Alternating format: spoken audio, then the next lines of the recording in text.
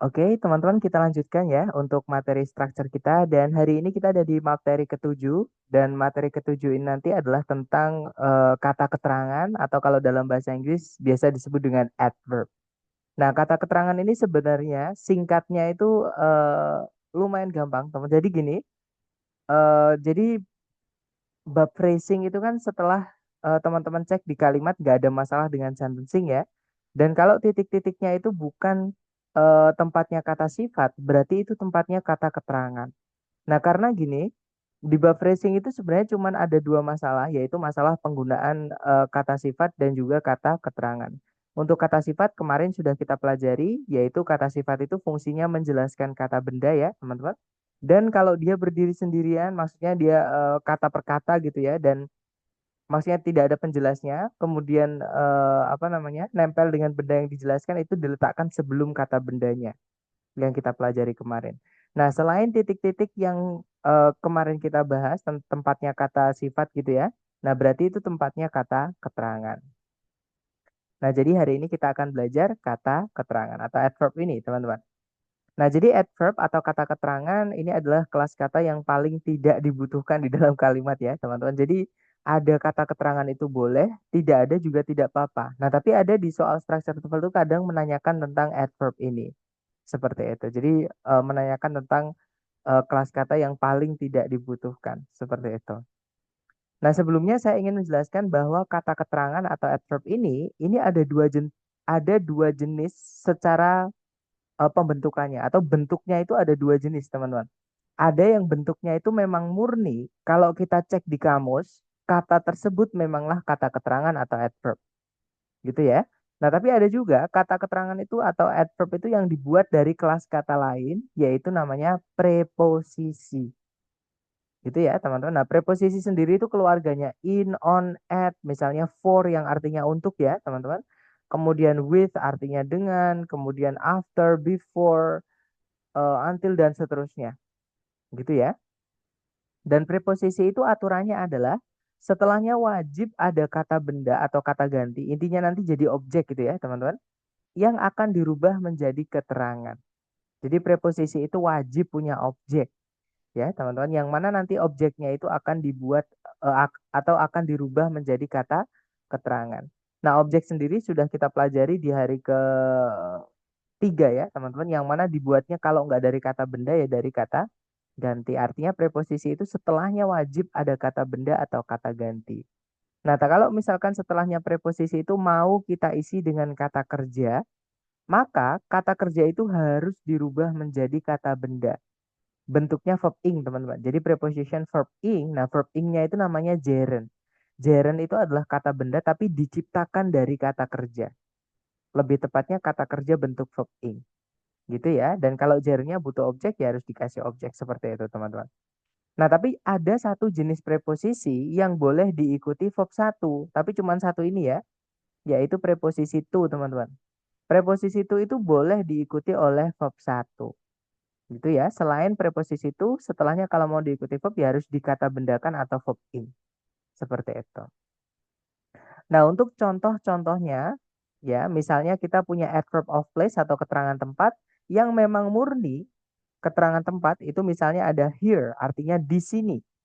Nah, di sini itu kan menunjukkan tempat ya, teman-teman. Sama dengan there, artinya di sana, upward artinya ke atas, downward artinya ke bawah, outside artinya bisa di luar, bisa keluar gitu ya. Inside artinya di dalam, somewhere artinya di suatu tempat, dan masih banyak lagi. Nah, sedangkan untuk contoh keterangan tempat yang dibuat dari preposisi contohnya adalah at home, di rumah, at school, di sekolah, at the hospital, di rumah sakit, in a room, di sebuah ruangan, near the lake, di dekatnya danau itu, over the hill, di atas bukit itu, dan masih banyak lagi. Bahkan saya yakin pasti teman-teman bisa berkreasi sendiri gitu ya. Misalkan eh besides you, di sampingmu. Nah, itu kan juga posisi ya, teman atau tempat gitu. Misalnya behind you atau behind her, di baliknya dia atau di belakangnya dia, misalnya seperti itu. Nah, behind itu juga preposisi, besides juga preposisi gitu ya, teman-teman. Nah, itu contoh preposisi atau keterangan yang dibuat dari preposisi. Berikutnya lagi ada adverb of time atau keterangan waktu. Ada yang murni, memang kalau kita cek di kamus dia adalah kata keterangan. Contohnya kata yesterday, artinya kemarin. Itu menunjukkan waktu kan teman-teman. Tomorrow, besok. Now, sekarang. Already, sudah. Dan masih banyak lagi. Nah, sedangkan untuk contoh yang dibuat dari preposition plus noun, itu contohnya adalah at night. Di malam hari atau di setiap malam. Kemudian in 1907, di tahun 1907. Contohnya lagi, during World War II, selama Perang Dunia II. Dan masih banyak lagi, teman-teman. Nah, berikutnya ada contoh dari adverb of manner atau keterangan cara. Nah, keterangan cara atau adverb of manner ini biasanya dibuat dari kata sifat yang ditambahi dengan akhiran ly, teman-teman. Nah, dia akan berubah menjadi kata keterangan. Dan adverb of manner ini atau keterangan cara ini biasanya menjelaskan kata kerja saja. Entah kata kerja itu posisinya sebagai predikat ataupun yang bukan predikat seperti itu. Nah, contohnya adalah warmly dengan hangat atau dengan ramah gitu ya. Beautifully dengan elok atau dengan indah. Swiftly dengan cepat dan masih banyak lagi. Nah, kemudian bentuk yang preposition plus noun untuk adverb of manner, misalnya ya teman-teman, on foot, dengan berjalan kaki, with a knife, dengan pisau, like wind, seperti angin, dan masih banyak lagi. Nah, berikutnya ada adverb of probability atau keterangan kemungkinan. Ada juga beberapa buku itu nyebutnya adverb of certainty, teman-teman, atau keterangan kepastian gitu ya. Jadi kayak lawannya, tapi sama aja, mereka satu kategori. Nah, untuk yang contoh bentuknya murni itu adalah likely, artinya mungkin. Definitely, artinya pasti. Unlikely, artinya tidak mungkin. Dan masih banyak lagi. Sedangkan untuk contoh yang preposition plus noun itu misalnya ada in all likelihood, mungkin. Without a doubt, pasti. Dan masih banyak lagi, teman-teman. Nah, kemudian berikutnya ada adverb of negation. Caranya kita bilang tidak atau bukan. Dan adverb of negation ini seringkali menjelaskan yang selain kata benda ya, teman-teman. Misalnya kata kerja bisa, kata keterangan bisa, kata sifat bisa. Tapi kalau kata benda itu jarang. Nanti kita akan bahas itu juga gitu ya. Nah, jadi bentuk yang murni ya cuma satu yaitu not, teman-teman. Artinya tidak atau bukan. Sedangkan yang bentuk dari preposition itu yang sering keluar adalah by no means. Artinya sama-sama tidak. Seperti itu.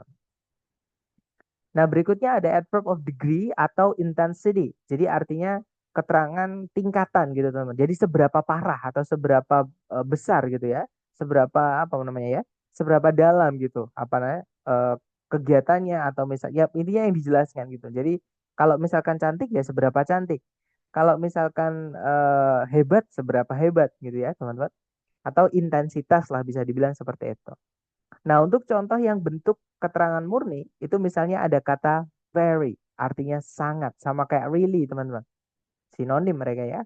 Tapi ada beda penggunaan. Tapi di TOEFL yang asli dari TS tidak pernah keluar. Kemudian berikutnya ada fairly, artinya agak, sama kayak rather, ya. Kemudian berikutnya ada more, artinya lebih. Nah, comparison itu sebenarnya kata more-nya itu kelas katanya adalah keterangan, teman-teman gitu ya. Dan dia termasuk ke dalam keterangan degree atau intensity ini. Sama kayak the most yang artinya yang paling atau superlatif. Oke, jadi komparatif, superlatif atau adverb of degree, comparison degree itu ya atau degree of comparison itu masuk ke dalam adverb of degree. Jadi kelas kata more sama the most itu ke dalam keterangan ini, teman-teman. Kemudian enough artinya cukup yang menjelaskan selain kata benda tentunya, gitu ya, teman-teman. Dan masih banyak lagi. Nah, berikutnya bentuk yang preposition plus noun contohnya adalah to a high degree, artinya sangat. To some extent, artinya agak. Dan masih banyak lagi, teman-teman. Nah, berikutnya ada adverb of frequency. Jadi, caranya kita mengucapkan dalam bahasa Inggris seberapa sering. Intinya frekuensi sesuatu itu terjadi gitu ya, teman-teman.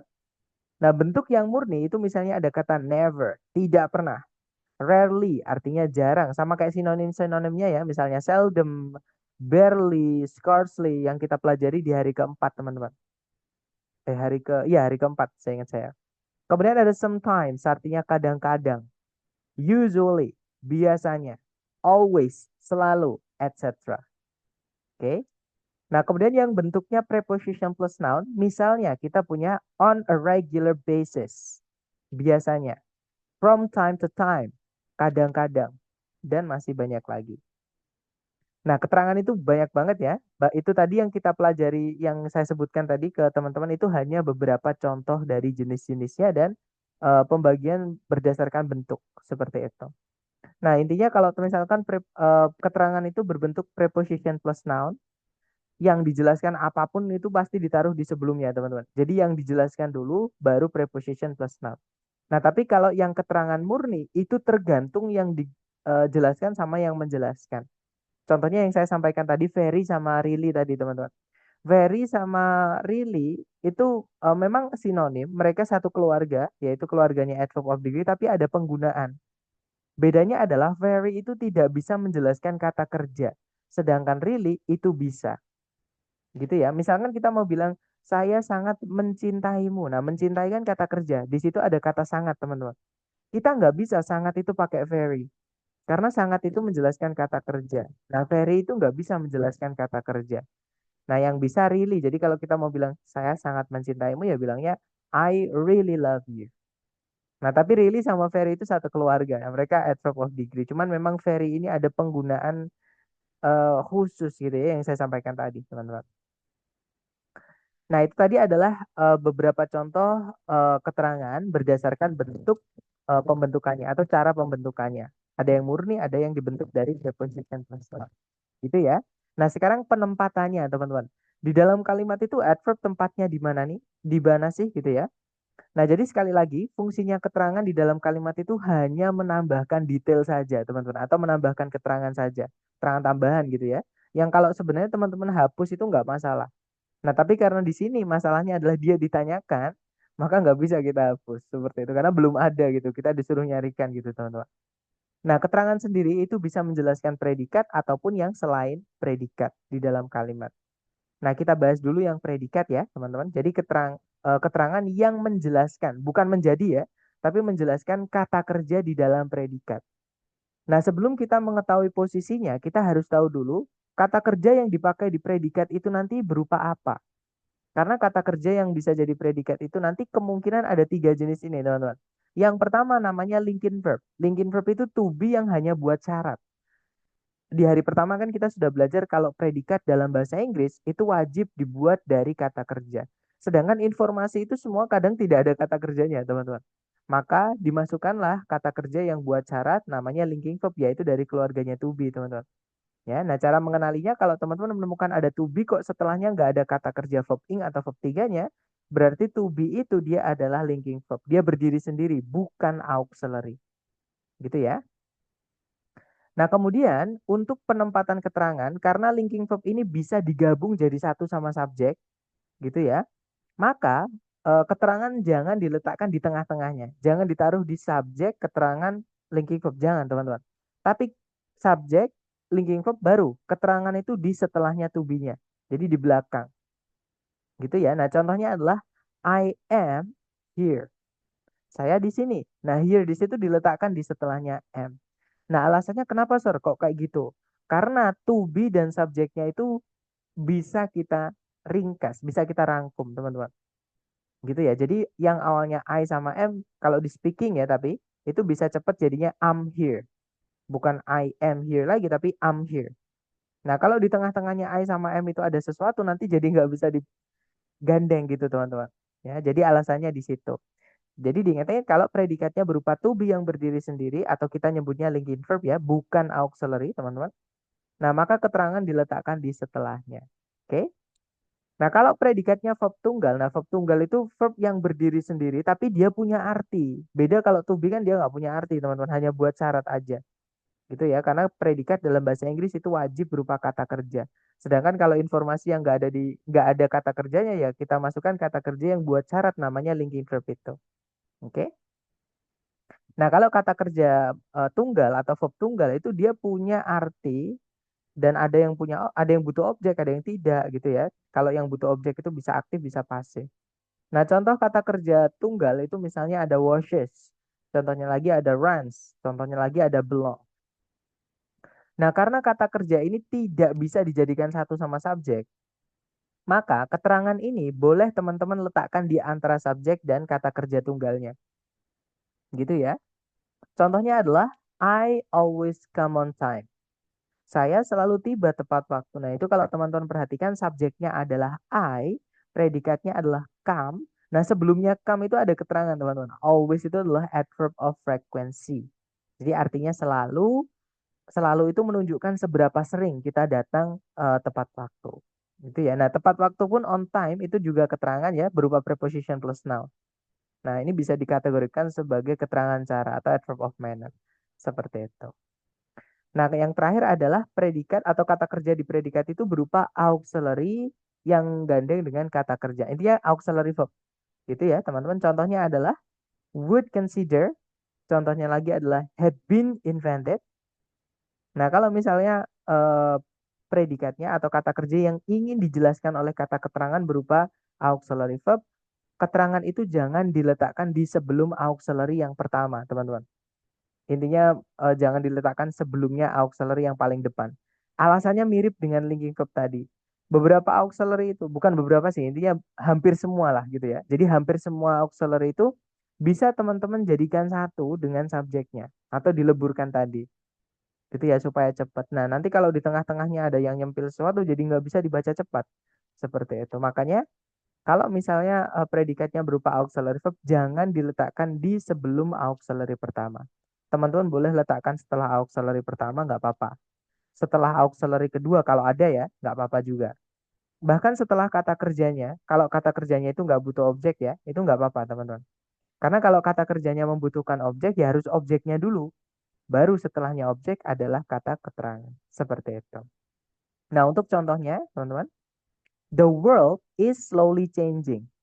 Dunia itu perlahan berubah. Nah, kalau teman-teman lihat, di situ predikatnya berupa is verb ing ya, auxiliary verb berupa to be verb ing yaitu is changing. Di tengah-tengahnya itu atau di setelah auxiliary yang pertama yaitu setelahnya is itu ya ada kata slowly itu adverb of manner teman-teman. Nah, itu boleh diletakkan di setelah auxiliary pertama. Atau teman-teman boleh pindahkan di setelahnya changing nggak masalah. Jadi kita juga bilang the world is changing slowly. That's correct too. Jadi boleh juga gitu ya teman. Yang nggak boleh slowly jangan diletakkan di sebelumnya is. Jadi the world slowly is changing itu dianggap ungrammatical atau secara grammar kurang tepat gitu ya teman-teman. Nah, itu tadi adalah penempatan kata keterangan ketika menjelaskan kata kerja di predikat. Jadi teman-teman harus kenali dulu predikatnya berupa apa supaya bisa tahu penempatannya keterangan nanti di mana gitu ya. Nah, sekarang saya tadi menyebutkan auxiliary. Itu kan istilah ya, teman-teman. Kalau kita sudah nabrak istilah, mau nggak mau itu wajib dijelaskan. Karena kalau nggak dijelaskan, cuman harus diterima gitu aja. Yang belajar juga bingung. Tiba-tiba istilah aja nggak ada penjelasan dan juga bingung, teman-teman. Nah, maka ini saya kasih intermezzo gitu ya. Jadi auxiliary itu artinya apa? Auxiliary itu sebenarnya juga kata kerja, tapi lebih tepatnya kata kerja bantu. Jadi pembantunya kata kerja lain lah gitu teman-teman. Artinya setelahnya auxiliary ini wajib dikasih kata kerja yang dibantu atau yang dijelaskan. Gitu ya. Dan auxiliary itu ada 4 keluarga, yaitu keluarganya do atau dummy auxiliary. Anggotanya ada do, does, did ya teman-teman. Dan verb setelahnya itu wajib verb 1. Kemudian yang kedua ada to be ya, auxiliary dari keluarganya to be. Itu ada is, am, are, ada was, were, ada be, been, dan juga being. Sorry, untuk to be ini boleh diikuti verb ing atau verb 3 setelahnya. Ya, tapi kalau ini auxiliary teman-teman. Kalau linking verb ya nggak wajib ya. Maksudnya linking verb itu ketika apa namanya to be-nya itu tidak menjelaskan kata kerja. Jadi to be-nya itu memang sebagai predikat inti. Alias setelahnya nggak ada kata kerjanya. Nah, itu bukan auxiliary ya teman-teman. Nah, di sini kalau to be auxiliary pasti setelahnya ada verb ing atau verb 3-nya. Nah, berikutnya ada auxiliary dari keluarganya have atau perfect ya. Yang mana nanti artinya adalah sudah atau telah. Jadi bukan artinya memiliki, tapi artinya sudah, teman-teman. Keluarganya ada tiga, yaitu have, has, had, yang mana verb gandengannya adalah verb three. Oke, dan nanti aktif, teman-teman. Bukan pasif ya, karena kalau pasif ya to be verb 3 aja. Kalau have verb 3 aktif. Kemudian yang terakhir ada keluarganya modal auxiliary. Nah, untuk modal ini setiap kata artinya beda-beda, walaupun ada yang sama ya. Contohnya will artinya akan. Juga bisa diartikan mau gitu ya. Misalnya, will you marry me? Maukah kamu menikah denganku, kalau diartikan gitu ya, kurang lebih. Nah, kemudian ada shall. Shall itu artinya akan, juga bisa seharusnya gitu atau harus gitu ya, teman-teman. Tapi dia dipakai dengan sangat formal. Kalau teman-teman misalkan ngobrol sama teman sendiri atau dengan orang yang akrab gitu ya, jangan pakai shall, teman-teman. Karena nanti malah akan jadi canggung atau ada jarak seperti itu. Jadi shall ini dipakai misalnya teman-teman ngobrol sama presiden, misalnya atau sama dosen lah, sama dosen kita gitu, profesor kita gitu misalkan. Nah itu pakai shall nggak apa-apa untuk menghormati karena itu bahasa sopan teman-teman. Kemudian ada can artinya dapat, bisa, sorry, nggak boleh harus ya, tapi mungkin. Jadi can itu bisa juga artinya mungkin, mampu, boleh, banyak teman-teman. Jadi can ini artinya paling banyak. Oke. Kemudian berikutnya ada must, artinya pasti, juga bisa harus. May artinya mungkin, boleh. Kalau di berdoa ya artinya semoga, itu diletakkan di awal atau di depan gitu ya teman-teman. Tapi kalau di TOEFL nggak ada may yang artinya semoga. Kemudian berikutnya might artinya mungkin. Should artinya sebaiknya. Could artinya dapat tapi lampau. Contohnya, saya dapat berbicara dengan kucing waktu kecil. Misalnya ya teman-teman, kita bilangnya I could talk to I could talk to a cat when I was a kid. Jadi bisanya itu zaman dulu gitu ya. Jadi kalau kita ngomongin kemampuan kita di masa lalu yang sekarang udah nggak bisa, itu pakainya could, bukan can ya. Kemudian ada would. Would itu biasa dipakai untuk ngomong akan tapi tidak terjadi ya teman-teman. Misalnya contohnya dalam bahasa Indonesia itu misalnya gini, seandainya saya kemarin tidak sakit, saya akan menghadiri resepsi pernikahan. Misalkan gitu teman-teman. Jadi kalau ada orang bilang seandainya kemarin saya tidak sakit, pasti saya datang. Nah berarti dia nggak datang karena kemarin dia sakit, gitu ya. Nah itu pakainya would. Jadi saya akan datangnya itu kayak omong doang gitu teman-teman. Karena memang udah nggak bisa dilakukan karena masa lalu gitu ya. Seperti itu. Dan kebalikan dengan eh, yang terjadi. Nah, sebenarnya ada lagi teman-teman, keluarga modal ya. Tapi sebenarnya mungkin saya kasihkan verb gandengannya yaitu verb satu. Nah, kemudian ada lagi modal itu yang berupa frase atau berupa lebih dari satu kata, yaitu had better. Teman-teman jangan terjebak dengan kata had-nya ya. Had better itu modal satu kata, dia harus diikuti verb satu. Kemudian ada would rather. Had better itu artinya sebaiknya ya, teman-teman. Would rather artinya lebih memilih atau lebih suka. Kemudian ada juga ought to. Ought to itu artinya seharusnya, sebaiknya, atau harus juga bisa. Seperti itu. Nah, ini semuanya keluarganya modal. Nanti ditambahkan ke catatan teman-teman ya. Karena kalau di TOEFL yang bagian kedua atau error analisis, terutama kalau teman-teman ngambilnya tes prediksi, ini sering keluar. Seperti itu. Oke, kita lanjut ke, balik lagi maksud saya, kita balik lagi ke adverb yang menjelaskan selain predikat. Tadi kan kita sudah belajar adverb tempatnya di mana kalau menjelaskan predikat gitu ya. Nah, sekarang ketika menjelaskan selain predikat. Nah, kata keterangan itu bisa juga menjelaskan kata sifat, teman-teman. Ya, selain kata kerja yang dijelaskan juga bisa kata sifat. Oke. Nah, kemarin kan kita sudah belajar tentang kata sifat atau adjektif yang sepanjang itu ya. Ada determiner, ada deskriptif atau epithet, dan juga ada noun adjunct. Nah, di sebelumnya determiner dan di tengah-tengahnya determiner sama deskriptif itu bisa disempilin dengan adverb, teman-teman. Dan jenisnya ini ya, sudah saya urutkan. Jadi yang pertama ada adverb of probability atau certainty. Contohnya kata perhaps, probably, possibly gitu ya, teman-teman. Likely dan sebagainya. Kemudian setelahnya ada not, kemudian if, distinguishing, contohnya even atau only juga bisa. Not only, makanya ada kata expression not only itu ya. Nah, terus setelahnya diikuti determiner, kemudian sebelum deskriptif diikuti keterangan lagi itu juga bisa, yaitu adverb of degree ya, teman-teman. Contohnya most, misalnya the most beautiful. Contohnya lagi adalah more expensive. Nah, itu more-nya adalah keterangan, gitu ya. Very expensive, sangat mahal, dan seterusnya. Nah, setelahnya adverb of degree itu ada juga adverb of frequency. Nah, kalau ada adverb of frequency, umumnya atau biasanya itu diikuti oleh yang nomor 4, yaitu participle. Seperti itu, teman-teman. Gitu ya. Nah, kemudian nanti noun adjunct baru setelahnya kata benda yang dijelaskan. Nah, makanya tahu ya, teman-teman, kenapa sekarang, kenapa selama ini saya menyarankan teman-teman untuk mencari predikatnya dulu di dalam kalimat. Walaupun urutannya kan harusnya subjek dulu baru predikat, tapi cari dulu predikatnya. Kenapa? Karena subjek itu kadang panjang banget, teman-teman. Ya. Nah, daripada teman-teman bingung mencari subjek yang panjang, lebih enak cari predikatnya dulu. Kalau sudah ketemu, tinggal ngecek sebelumnya predikat. Kan jadi pendek gitu ya. Yang awalnya panjang kalimat itu jadi pendek. Karena sudah ada batasnya seperti itu. Nah, kalau teman-teman menemukan kata benda yang lepas tidak terikat sama preposisi, berarti itu adalah subjeknya. Seperti itu. Nah, sekali lagi jangan dihafal ya, teman-teman. Ini nanti dicatat aja di bukunya teman-teman. Kemudian kalau ada latihan, teman-teman kerjakan sambil buka catatan, itu nanti akan lebih nempel. Kalau pengalaman saya gitu, teman-teman. Berikutnya ada noun atau kata benda. Nah, kata benda itu sebenarnya bisa juga dijelaskan oleh kata keterangan, tapi sangat terbatas ya, teman-teman. Contohnya kata keterangan tempat. Misalnya tadi murid-murid di sekolah itu. Nah, kita bilangnya the students at that school. Gitu ya, teman-teman. Nah, jadi at that school itu keterangan tempat menjelaskan murid-murid, menjelaskan si benda tadi. Oke. Nah, tapi tadi kan kita sudah belajar adjektif tadi ya. Nah, sebelumnya adjektif kan boleh ada keterangan, teman-teman. Sedangkan sebelumnya noun itu boleh ada adjektif. Nah, sebelumnya noun itu berarti sebenarnya juga boleh ada keterangan yang menjelaskan adjektif. Atau kalau misalkan nounnya itu bisa dihitung dan jumlahnya tunggal, wajib ada determiner, minimal kata teman-teman. Ya, boleh atau teman-temannya seperti itu.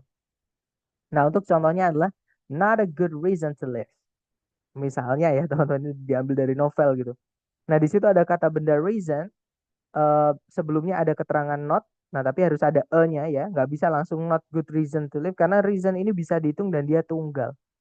Maka harus ada atau teman-temannya Nah, setelahnya reason itu juga ada keterangan, teman-teman, berupa to verb satu, berupa preposisi diikuti verb satu, tapi hanya bisa to ya. Selain itu harus verb ing kalau verb. Itu kata benda atau gerund seperti itu. Nah, kemudian kata keterangan sendiri atau adverb itu juga bisa menjelaskan adverb yang lain. Jadi keterangan tapi menjelaskan keterangan. Contohnya adalah not here. Bukan di sini. Jadi not here. Seperti itu. Nah, itu tadi adalah jenis-jenis keterangan dan juga penempatannya di dalam kalimat berdasarkan yang dijelaskan. Gitu ya. Nah, untuk contoh penerapannya di soal kurang lebih seperti ini, teman-teman. Caranya sama, dicari dulu kata kerja sebagai predikat ya. Nah, di situ ada kata, kalau ditarik dari depan ke belakang, ada kata store. Store di sini artinya menyimpan. Makanya kalau di HP itu ada namanya storage, penyimpanan, itu kata bendanya, teman-teman. Jadi store itu kata kerjanya, storage artinya penyimpanan, itu kata bendanya. Bukan store yang toko ya ini, teman-teman. Kemudian subjeknya adalah brain cells. Nah, kalau ditarik ke belakang lagi, di situ jelas ada is, yang mana is di sini sebagai auxiliary, karena setelahnya ada verb 3, teman-teman. Ya. Nah, ada predikat, subjeknya adalah the mechanism, ada conjunction penghubung yaitu by which. Nah, berarti secara sentencing atau kelengkapan kalimat sebenarnya sudah lengkap. Ya, subjek, conjunction, subjek, predikat, predikat. Berarti masalahnya bukan di sentencing, tapi masalahnya di phrasing. Nah, kalau kita lihat titik-titik itu berada di dalamnya predikat.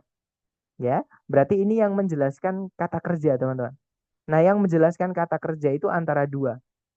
Antara kata auxiliary ya, yang kita bahas tadi, tapi di pilihan ganda itu nggak ada auxiliary, teman-teman. Nah, berarti pilihan kedua yaitu kata keterangan. Nah, kebetulan di pilihan A, B, C, D, kata keterangan itu cuma satu. Teman-teman ada yang tahu kata keterangan yang mana A, B, C, D? B. Ya, oke, kita cek ya, teman-teman. Kita cek dulu dari yang alfa, dari kata non. Sebentar, teman-teman. Non, kita cari di kamus kata non. Ini yang alfa ya. Nah, non itu adalah pronoun atau kata ganti. Nah, kita nggak bisa masukkan kata ganti di tengah-tengah predikat karena nanti jadi kalimat tanya, teman-teman. Ya, contohnya kayak is he okay? Nah, is he-nya kan subjek itu. Pronoun nanti jadi apa namanya? Double subject. Oke, jadi yang alpha nggak bisa. Kemudian yang bravo itu tadi adalah kata no. Ini yang kita pelajari kemarin, teman-teman. No, ini bukan yang artinya tidak ya, bukan yang ini, teman-teman. Karena kalau yang di percakapan tidak, nah itu adverb kelas katanya. Nah, tapi no yang kita maksud di soal structure itu adalah yang determiner. Determiner itu adalah kata sifat, ya. Nah, kata sifat tidak bisa menjelaskan kata kerja. Kata sifat itu hanya bisa mensifati benda. Jadi bravo tidak bisa, teman-teman. Nah, kalau yang Charlie tadi adalah kata not. Nah, not itu baru kelas katanya adalah kata keterangan atau adverb. Yang mana kata keterangan itu bisa menjelaskan predikat, menjelaskan kata kerja di predikat. Jadi kemungkinan Charlie bisa. Atau kalau kita mau nyontoh atau mau nyari yang susunannya mirip tadi ya. Nah, kita cari aja teman-teman. Coba ya. Tadi eh, understood gitu, clearly understood gitu. Jadi yang pasif. Coba kita cari is, not, terus diikuti verb 3. Nah, contohnya ini. I am itu kan to be ya, keluarganya is juga. Not itu keterangan, surprise itu verb 3. Kalau yang tadi itu understood. Cuman ketambahan clearly tadi, itu keterangan juga, teman-teman. Gitu ya. Contohnya lagi, nah ini ada, there are still not widely known. Nah, ini paling mirip. Di sini, tapi ketambahan kata still ya. Misalkan still kita hapus nggak apa-apa, karena dia juga keterangan, teman-teman. Jadi, are not widely known. Tadi, is not clearly understood. Nah, secara susunan sama. Jadi kemungkinan yang Charlie bisa kita tahan dulu. Kalau yang delta tadi adalah, sebentar saya lupa teman-teman. Oh, yang delta tadi adalah kata nor. Nah, itu materi kita hari kedua. Gampang ya, teman-teman. Itu adalah conjunction fanboys.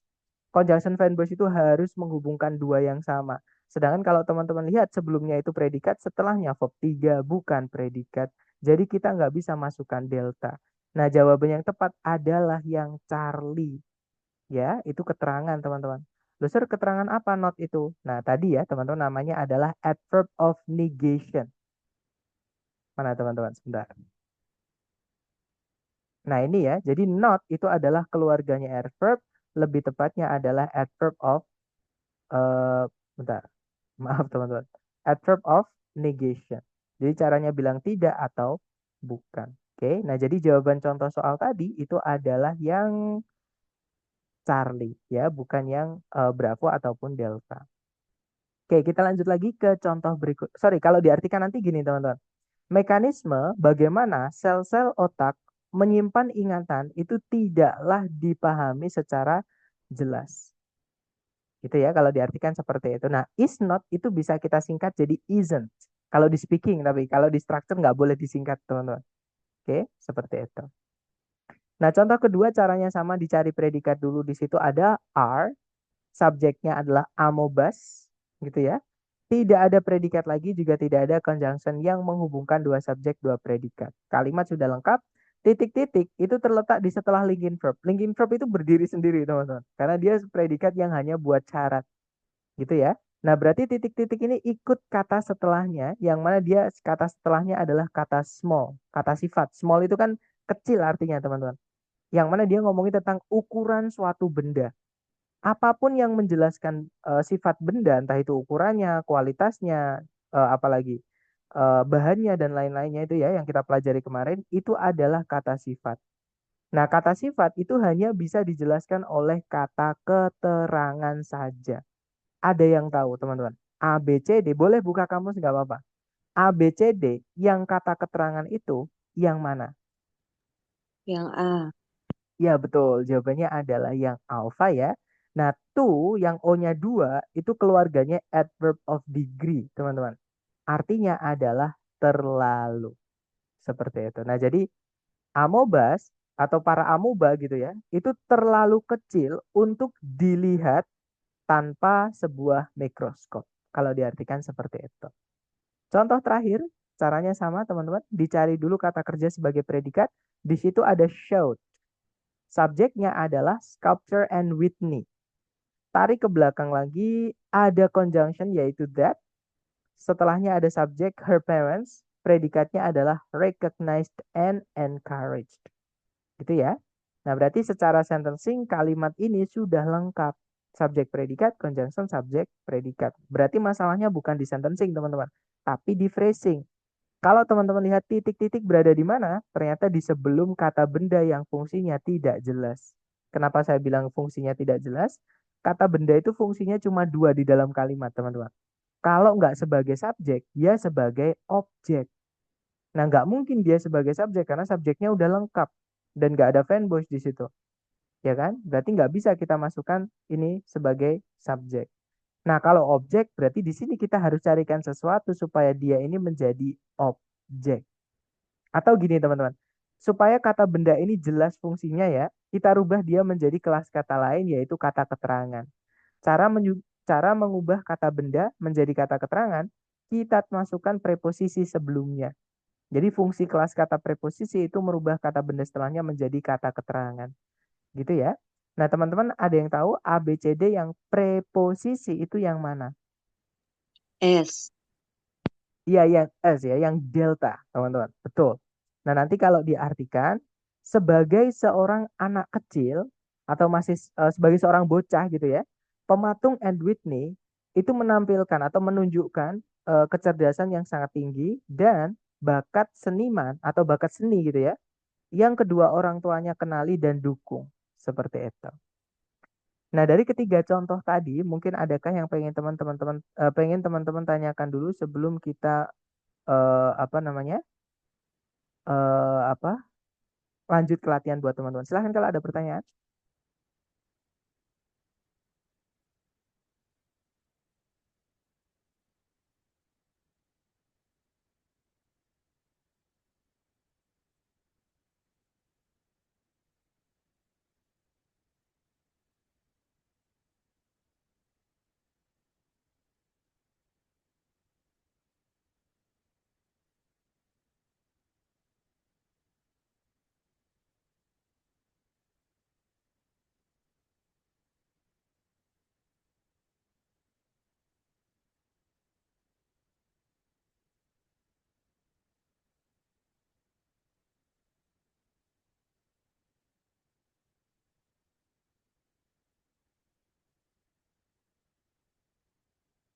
Nggak ada ya, teman-teman, kalau gitu. Baik, kalau nggak ada, sekarang kita ke latihan soal. Di sini ada satu soal, silahkan dicoba dulu, teman-teman. 30 detik dimulai dari sekarang, silahkan.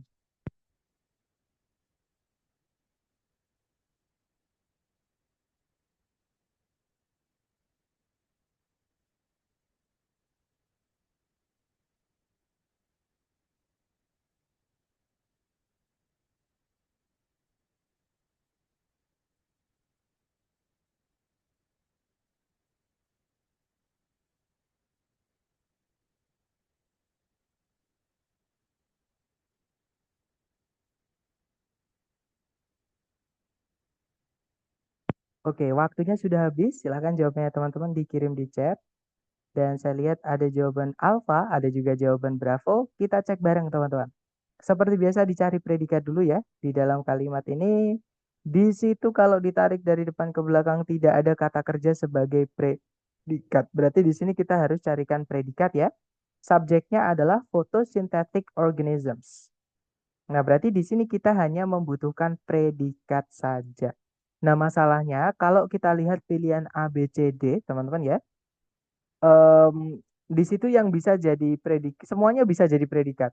Karena semuanya ada yang, contohnya yang alpha itu ada auxiliary verb, itu kan predikat. Maaf ya, teman-teman. Auxiliary verb itu kan predikat. Nah, cuman masalahnya ini karena kepencet ya, mohon maaf. Yang alpha ini nggak bisa. Kenapa? Karena to be diikuti verb 3 itu pasif. Materi kita hari ketiga. Kata kerja kalau dia pasif itu tidak boleh punya objek. Sedangkan kalau teman-teman lihat di setelah titik-titik ada kata benda berupa sinar matahari, sunlight, ya kan? Nah, itu berarti fungsinya sebagai objek, teman-teman. Artinya di sini kita tidak boleh memasukkan kata kerja pasif. Oke, harus yang aktif. Oke, berarti yang delta otomatis juga nggak bisa ya, karena dia juga pasif, teman-teman. Nah, jadi antara Bravo atau Charlie, karena dia aktif. Nah, sekarang bedanya yang Bravo sama Charlie itu sama-sama ada tambahan, yaitu generally, itu kata keterangan. Nah, tadi ya, penempatan kata keterangan itu boleh di sebelum kata kerjanya, boleh di setelahnya kata kerjanya. Tapi teman-teman harus perhatikan kata kerja itu ada objeknya atau tidak. Kalau kata kerja itu ada objeknya, maka kata kerja itu dulukan objeknya. Oke, alias gini teman-teman. Predikat sama objeknya kalau bisa jangan dipisah sama kata keterangan. Gitu ya. Jadi secara umum atau aturan umumnya gitu ya, atau grammar secara umumnya itu apa, predikat dulu baru objek baru keterangan. Gitu ya. Nah, jadi kalau misalkan ada seperti ini, maka keterangannya langsung aja diletakkan di sebelumnya predikatnya supaya tidak memisahkan predikat sama objek. Oke, nah jadi jawabannya yang tepat adalah yang Bravo, teman-teman. Kalau yang Charlie itu cuma penempatannya aja yang kebalik, gitu ya. Nah, jadi jawabannya yang Bravo nanti kalau dibaca, photosynthetic organisms generally utilize sunlight to produce energy. Jadi kalau diartikan kurang lebih makhluk hidup fotosintetis atau yang melakukan fotosintesis gitu ya mungkin secara umum itu menggunakan sinar matahari untuk menghasilkan energi seperti itu. Oke, lanjut lagi ke nomor berikutnya, teman-teman. Silahkan dicoba dulu 30 detik dimulai dari sekarang, silahkan.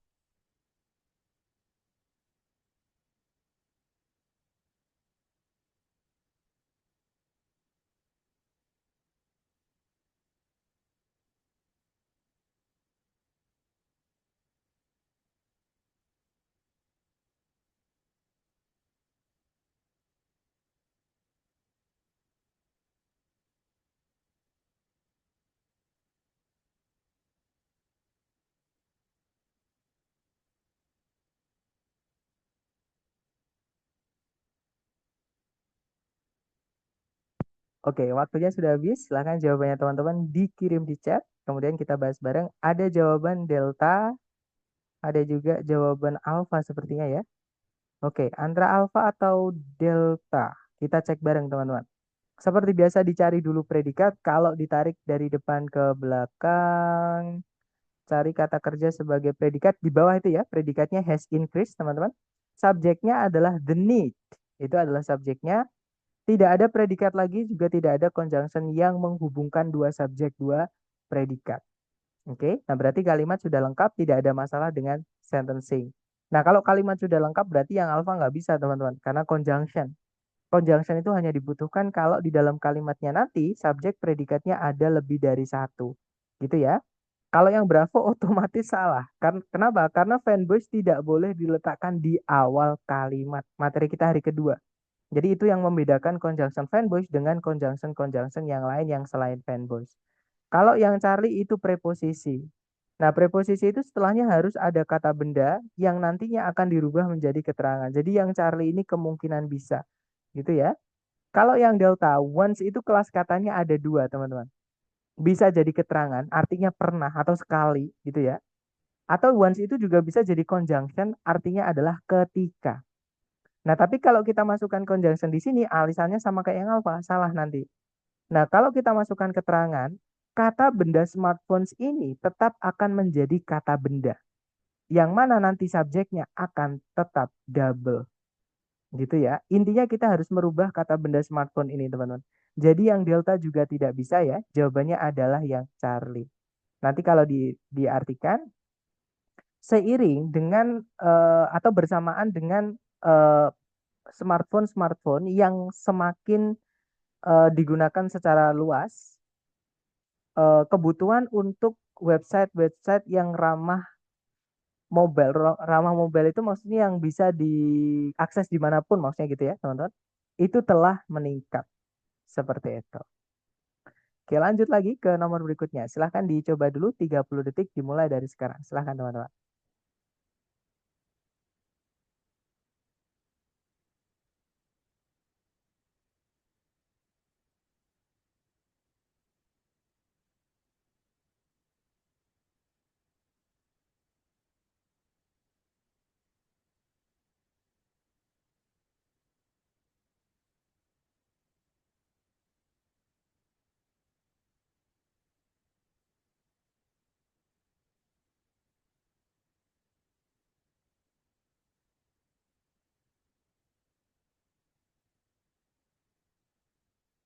Oke, waktunya sudah habis. Silahkan jawabannya teman-teman dikirim di chat. Kemudian kita bahas bareng ya. Ada jawaban alfa dan juga delta. Sorry, enggak. Yang delta yang tadi, maaf teman-teman. Berarti semua menjawab alfa ya. Kita cek bareng. Di situ ada predikat can be used. Subjeknya tungsten. Tungsten, maaf ya, teman-teman. Kemudian tidak ada predikat lagi, juga tidak ada conjunction yang menghubungkan dua subjek, dua predikat. Berarti kalimat sudah lengkap. Kemudian berarti titik-titik terletak di setelah kata kerja pasif, artinya tidak butuh objek. Nah, berarti kata benda light bulb filaments ini harus kita jadikan keterangan. Caranya gimana? Tambahkan preposisi sebelumnya, teman-teman. Nah, yang ada preposisinya cuma yang alpha sama yang bravo. Nah, tapi bravo nggak bisa ya. Kenapa? Karena kata benda creation tidak boleh punya objek. Yang boleh punya objek itu cuma dua. Kalau nggak kata kerja transitif atau yang butuh objek ya. Kalau nggak gitu ya, preposisi. Nah, kata benda nggak boleh teman-teman punya objek. Gitu ya. Jadi jawabannya yang alpha. Seperti itu. Nah, nanti kalau diartikan, eh, utamanya penting untuk atau karena gitu ya, titik didihnya yang tinggi atau titik melelehnya yang tinggi, tungsten itu bisa digunakan untuk menciptakan filamennya lampu ini, bolam lampu gitu ya. Lanjut ke nomor berikutnya, silahkan teman-teman. 30 detik dimulai dari sekarang, silahkan.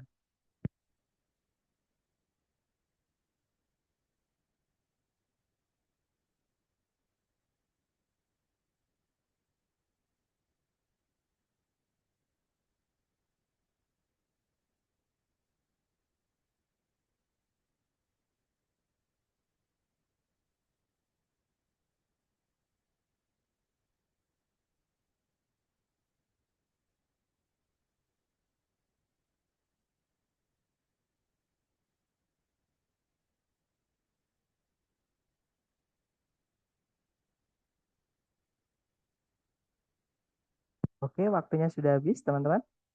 Dan di situ ada jawaban Bravo. Saya lihat teman-teman menjawab Bravo ya. Kita cek bareng. Di situ ada predikat develop, subjeknya. Nah, ini mulai dari themes ini ya. Themes, characters, and plots. Ini teman-teman, ini subjeknya ada tiga, tapi kita anggap satu aja karena dia dihubungkan sama fanboys ya teman-teman. Tapi fanboys ini yang bukan menghubungkan dua SP, dia hanya menghubungkan bagian kalimat yang sama, yaitu subjek, subjek, subjek. Gitu ya. Kita anggap satu aja. Nah, berarti kalimat sudah lengkap. Titik-titik terletak di setelah predikat. Nah, ini bisa objek, bisa keterangan. Nah, tapi di pilihan A, B, C, D itu nggak ada objek sama sekali, teman-teman. Yang ada kata keterangan yaitu yang bravo. Betul. Nah, jadi jawabannya yang bravo ya. Nanti kalau diartikan dalam karya-karya literatur atau seni, tema, karakter, dan alur itu berkembang secara bersama-sama. Seperti itu.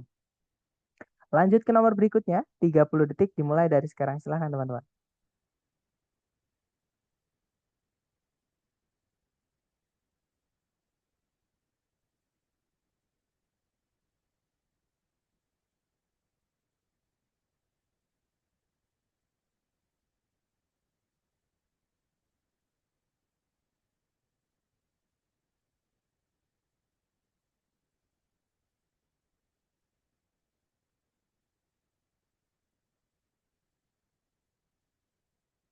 Oke, waktunya sudah habis.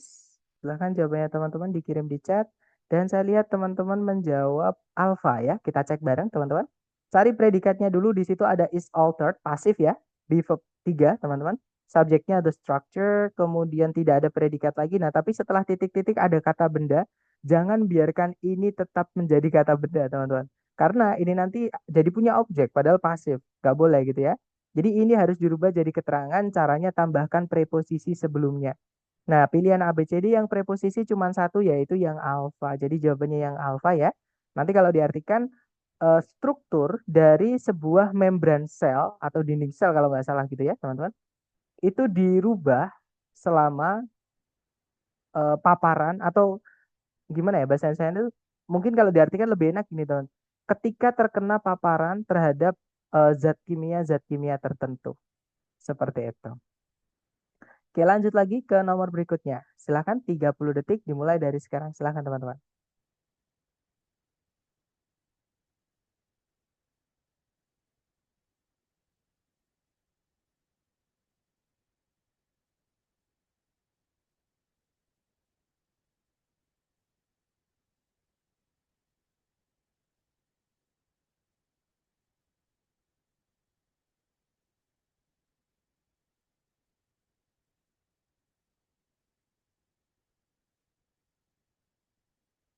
Oke, waktunya sudah habis, teman-teman.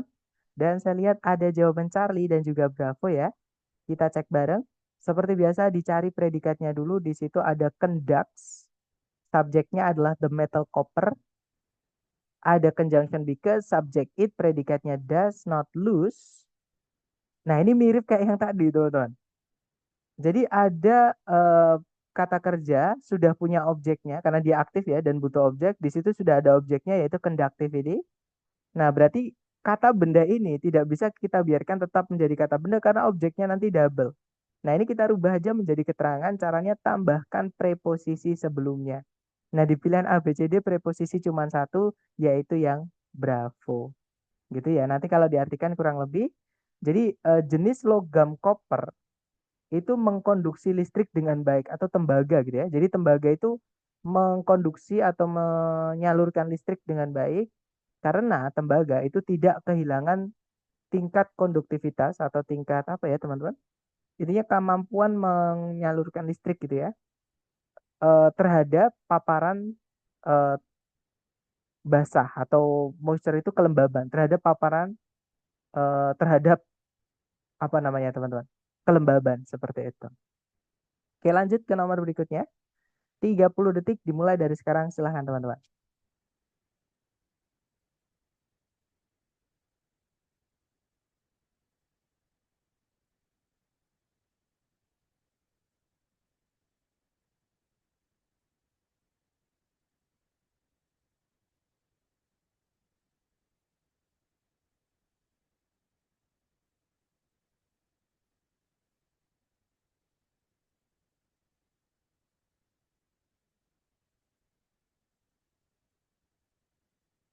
Oke guys, waktunya habis. Silahkan jawabannya teman-teman dikirim di chat dulu ya. Dan saya lihat teman-teman menjawab alfa, alfa, dan semuanya menjawab alfa. Kita cek bareng ya. Di situ ada predikat provide, subjeknya adalah carbohydrates. Tidak ada predikat lagi juga tidak ada conjunction yang menghubungkan dua subjek, dua predikat. Titik-titik terletak di setelah preposisi. Teman-teman masih ingat? Preposisi setelahnya harus ada objeknya. Ya, nah kalau kita lihat A, B, C, D itu ada kata kerja. Kalau yang Charlie otomatis nggak bisa, teman-teman. Secara bentuk itu udah nggak bisa dipilih ya, karena conjunction kok langsung diikuti predikat. Itu jangan dipilih, terutama conjunctionnya itu when. When itu harus ada subjek dulu baru predikat. Jadi yang Charlie ini sudah pasti salah. Jadi kalau teman-teman menemukan pilihan conjunction when kok langsung diikuti is misalnya, atau predikat yang lain misalnya, jangan dipilih. Oke, jadi itu udah pasti salah. Kalau yang delta ada subjek predikat lagi tapi nggak ada conjunction ya, nggak bisa teman-teman. Oke, jadi kita nggak butuh subjek predikat lagi. Nah jawabannya, nah kalau yang bravo juga nggak bisa karena bravo itu kan preposisi, sedangkan bisa juga preposisi. Preposisi itu harus dilengkapi dulu dengan objeknya, baru kalau mau ditambahkan preposisi lagi nggak apa-apa, gitu ya. Jadi yang bravo nggak bisa teman-teman. Jadi jawabannya yang alfa ini adalah kata kerja yang diingkan teman-teman. Gitu ya namanya gerund sebagai objek dari preposisi.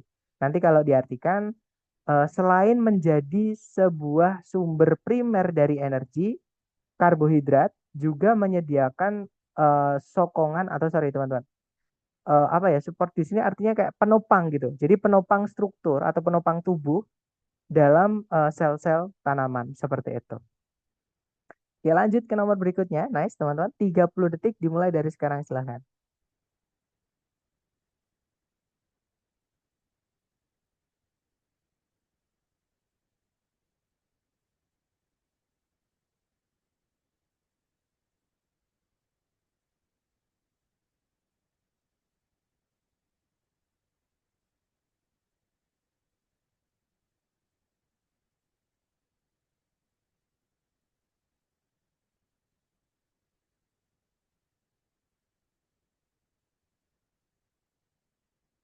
Alright guys, thumbs over. Silahkan jawabannya teman-teman boleh dikirim di chat dulu.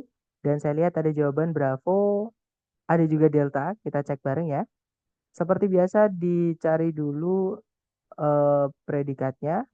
Kalau ditarik dari depan ke belakang di situ ada kata is, subjeknya adalah approximately sampai surface itu teman-teman. Kata benda intinya adalah surface-nya, gitu ya. Kemudian nggak ada predikat lagi, juga tidak ada conjunction yang menghubungkan dua SP, berarti kalimat ini sudah lengkap. Nah, berarti ini tempatnya keterangan karena titik-titik terletak di setelah keterangan juga, teman-teman. Ya kan? Jadi ini tempatnya kata keterangan. Nah, ini keunikan dari, tapi saya lupa menyampaikan tadi ya. Jadi gini, kata benda waktu itu tidak perlu preposisi kalau misalkan dia menggunakan determiner yang tidak jelas. Contohnya every. Nah, every year itu walaupun sebelumnya nggak ada preposisinya, dia bisa menjadi keterangan waktu, teman-teman. Gitu ya. Jadi walaupun dia juga bisa jadi subjek juga bisa karena dia bisa dianggap sebagai kata benda, tapi dia juga bisa diposisikan menjadi keterangan tempat walaupun tanpa preposisi. Jadi saya ulangi lagi ya. Teorinya adalah kalau ada kata benda waktu itu contohnya tahun, bulan, hari, tanggal, kemudian dan lain-lain. Nah, dan itu ngomongin tentang present, maksudnya kejadian berulang-ulang atau fakta gitu, teman-teman. Nah, itu ketika penjelasnya ini tidak jelas kapannya, contohnya all, contohnya every, contohnya each, itu tidak perlu dikasih preposisi, dia langsung bisa menjadi keterangan, gitu ya. Nah, jadi jawabannya yang delta, teman-teman. Oke, mohon maaf saya tadi lupa menyampaikan. Di sesi sore saya juga sama lupa, tapi untungnya ada soal yang eh, saya masukkan untuk antisipasi seperti itu. Kalau yang alpha itu salahnya kenapa ada subjek predikat lagi tapi nggak ada conjunction ya teman-teman, jadi nggak bisa. Kalau yang bravo, nah ini yang saya sampaikan tadi, bravo ini kalau kata apa namanya kata bendanya itu kata benda waktu, dia menggunakan penjelas yang tidak jelas berapanya kapannya gitu ya. Contohnya all itu kan pukul rata gitu teman-teman, ya kan? Nah otomatis tidak perlu dikasih sorry, tidak perlu preposisi, itu sudah bisa menjadi kata keterangan. Charlie pun juga sama, itu kan juga ada preposisi. Nah, kalau keterangan waktu, sorry, kata benda waktu menggunakan all misalnya atau every, misalnya each itu tanpa preposisi bisa langsung menjadi kata keterangan seperti itu. Nah, jadi jawabannya yang delta. Nanti kalau diartikan kurang lebih sekitar 71% dari permukaan bumi itu submerged. Submerged itu tergenang atau tenggelam gitu, teman-teman. Atau tertutupi oleh air sepanjang tahun seperti itu.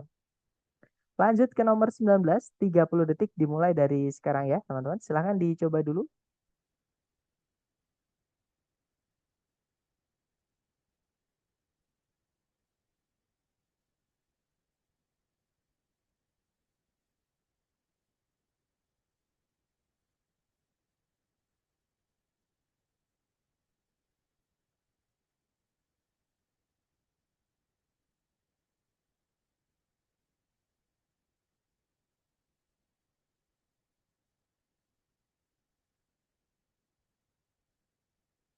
Oke, waktunya sudah habis. Silahkan dikirim jawabannya teman-teman sedapatnya dulu. Salah nggak apa-apa ya, namanya belajar.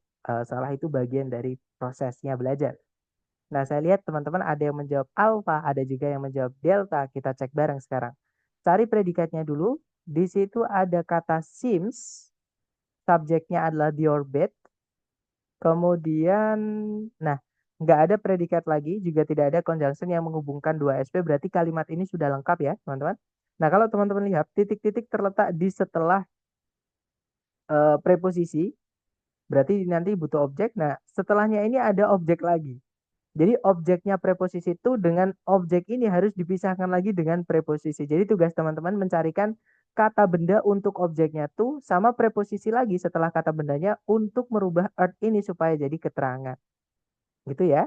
Kalau yang alfa nggak bisa teman-teman karena tuh belum selesai preposisi ini. Jadi jangan dimasukkan preposisi lagi dulu. Gitu ya. Kalau yang bravo di situ ada conjunction. Nah sebenarnya kita akan bahas nanti. Tapi ini nggak bisa teman-teman ya. Kita butuhnya kata benda sebagai objek dari preposition to. Sedangkan yang bravo itu bukan kata benda. Conjunction sama predikat ya kan. Nah kalau yang Charlie, setiap teman-teman menemukan susunan atau ungkapan that of, that-nya itu adalah 99% ya teman-teman. That-nya itu adalah kata ganti. Nah kalau that-nya itu kata ganti, itu nanti fungsinya sebagai objek dari preposisi itu, terus of-nya itu nanti preposisi miliknya earth. Nah, jadi kemungkinan Charlie bisa, teman-teman. Oke, ternyata ada yang menjawab Charlie ya. Nah, kalau yang delta, nah sebenarnya yang delta ini secara grammar itu bisa, secara susunan atau struktur itu bisa, teman-teman. Tapi secara makna ini tidak bisa diartikan. Gitu ya. Nanti kita di hari ke-10 akan belajar namanya noun clause. Jadi susunan conjunction subject predikat yang berfungsi sebagai kata benda. Nah, di sini kan diisi kata benda bisa, teman-teman. Nah, kata benda klausa itu juga bisa. Cuman masalahnya adalah kalau diartikan nanti tidak enak. Seperti itu. Gitu ya. Nah, jadi jawabannya adalah yang Charlie. Nanti kalau diartikan, kecuali untuk ukurannya, orbit dari Neptunus nampak mirip dengan itu, maksudnya itu orbit ya, teman-teman. Jadi orbit dari bumi. Seperti itu. Oke, terakhir ke nomor berikutnya. 30 detik dimulai dari sekarang. Silahkan, teman-teman. Maaf. Silahkan.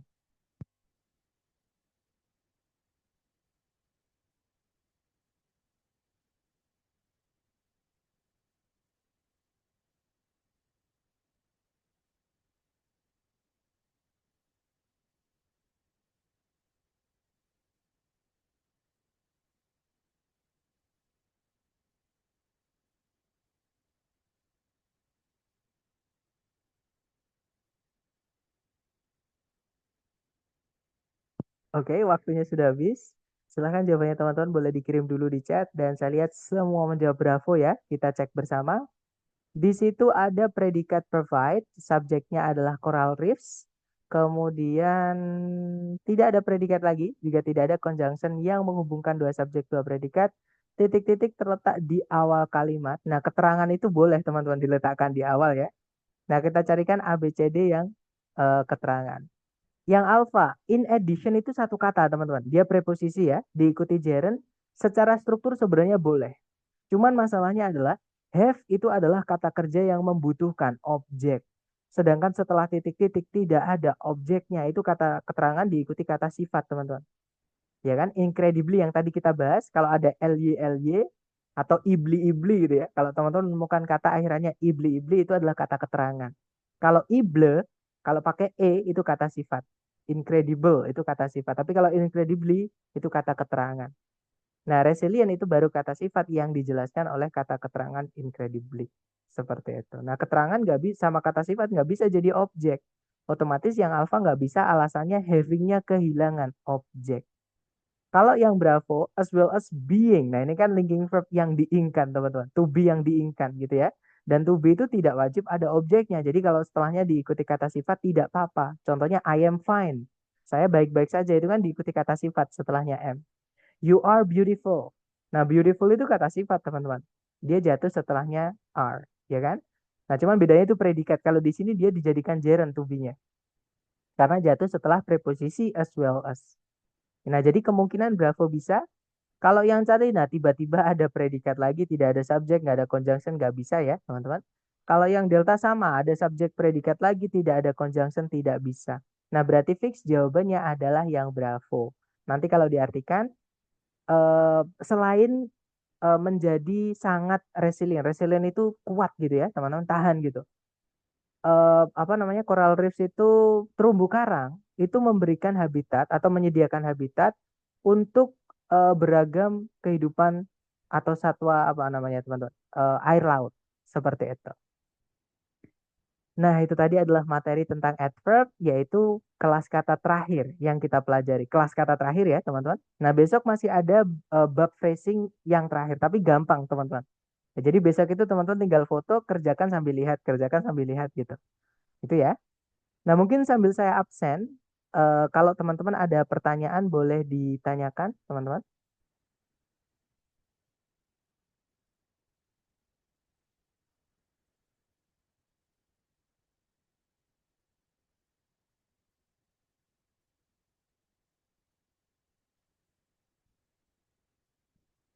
Oke, sudah selesai saya absen. Nah, sepertinya tidak ada pertanyaan. Atau nanti kalau teman-teman latihan menemukan kesulitan apapun, monggo japri aja ya, jangan sungkan-sungkan teman-teman. Atau misalkan ketika teman-teman latihan menemukan ser kunci jawabannya mana. Nah, kayak yang tadi di salah satu dari teman-teman mengerjakan latihan chapter 4 bagian kedua ya, yang easy. Nah, tapi kuncinya nggak ada. Akhirnya saya kirimkan di grup seperti itu. Dia semangat belajar ya teman-teman. Kalau ada apapun jangan sungkan-sungkan tanyain aja. Oke ya. Terima kasih atas kehadiran dan partisipasi teman-teman semuanya. I'll see you again next time. Assalamualaikum warahmatullahi wabarakatuh and have a good night semuanya. See you next time.